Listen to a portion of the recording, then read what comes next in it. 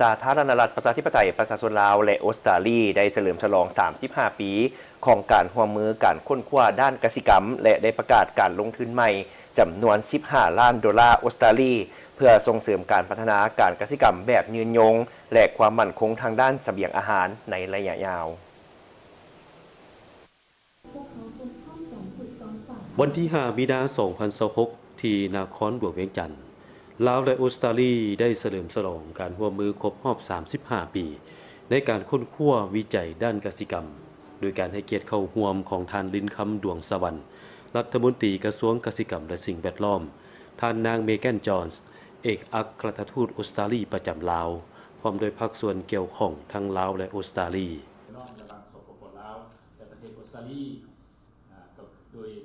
ท่านลินคำดวงสวรรค์ได้กล่าวว่าตั้งแต่ปี 1990 เป็นต้นมารัฐบาลออสเตรเลีย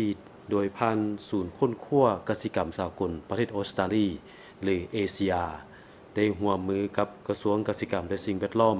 พร้อมกับสถาบันการศึกษาของลาวโดยมีหลายกว่า150โครงการการร่วมมือนี้ได้เปลี่ยนแปลงการผลิตกสิกรรมในขั้นท้องถิ่นโดยมีผลกระทบสำคัญต่อปัญหาต่างๆเช่นในแขนงการป่าไม้การประมงและการพัฒนาพันธุ์พืชต้านทานกับพยาธิท่านนางเมแกนจอนส์ได้กล่าวว่าการกำหนดบุริมสิทธิ์ของการร่วมมือได้ผ่านการปรึกษาหารือระหว่างเอเชียและคู่ร่วมงานในประเทศลาวการลงทุนใหม่นี้เป็นการยั่งยืนถึงความมุ่งมั่นของออสเตรเลียในการส่งเสริมการร่วมมือสร้างความเข้มแข็งเพื่อรับมือกับการเปลี่ยนแปลงดินฟ้าอากาศและสิ่งแวดล้อมภายใต้ขอบการร่วมมือรอบด้านระหว่างลาวและออสเตรเลีย Today has been a really lovely event. It's such a great honour that the Lao government has bestowed on so many of the people who have contributed to the ต partnership ลอด between the 35 ปี Australian Centre ของ for การร่วมมือ International กับลาวพวกเขาได้เห็นว่าการค้นคว้าเวียกงานกสิกรรมที่ต่อเนื่องและการลงทุนในทรัพยากรมนุษย์ในระยะยาวสามารถสร้างการเปลี่ยนแปลงที่มีระยะสำคัญได้โดยการสร้างความสามารถด้านการค้นคว้าวิจัยให้ท้องถิ่นและส่งเสริมผู้นำหุ่นใหม่พวกเขากำลังร่วมกันรับประกันให้นวัตกรรมดำเนินไปได้เกินกว่าโครงการต่างๆและสร้างความมั่นคงทางด้านเสบียงอาหารผลงานของ ACR เริ่มแต่ปี 1990ค่อนข้างมีผลงานหลายโดยเฉพาะแม่นสนับสนุนในการปรับปรุงแนวพันธุ์บ่ว่าแนวพันธุ์เขาบ่ว่าแนวพันธุ์มันต้นและก็เทคนิคของการปลูกโดยเฉพาะแม่นเบาเรื่องการนำใช้เทคนิคของกลจักรเขาในสู่การปฏิบัติการผลิตโดยเฉพาะแม่นนำใส่เบาเรื่อง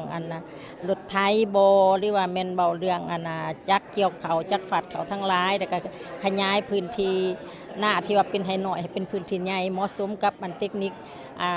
ในการนำใส่กลจักรเขาในการผลิตอันนี้มันมีความสำคัญหลายเพราะเขาจะได้ลดพลในการนำใส่ให้ง่ายและก็ลดพลต้นทุนการผลิตอันนี้เป็นบทบาทสำคัญของโครงการ ACR เบาเรื่องเทคนิคของการผลิตในขณะเดียวกันนั้น ACR บ่เพียงแต่เบาเรื่องปรับปรุงในพันธุ์เทคนิคเลยก็ยังเบาเรื่องเทคนิคของการเฮ็ดนายอดนาวานแม่นเริ่มต้นจากโครงการ ACR เฮ็ดนายอดนาวานในเฮ็ดให้นายอดนาวานในปัจจุบันในขยายพื้นที่กว้าง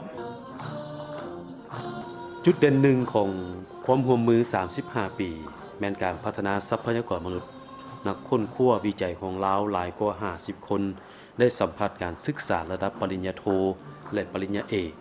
ในมหาวิทยาลัยชั้นนำในประเทศออสเตรเลียโดยผ่านบรรดาโครงการร่วมมือของศูนย์วิจัยค้นคว้าทดลองกสิกรรมสากลของออสเตรเลีย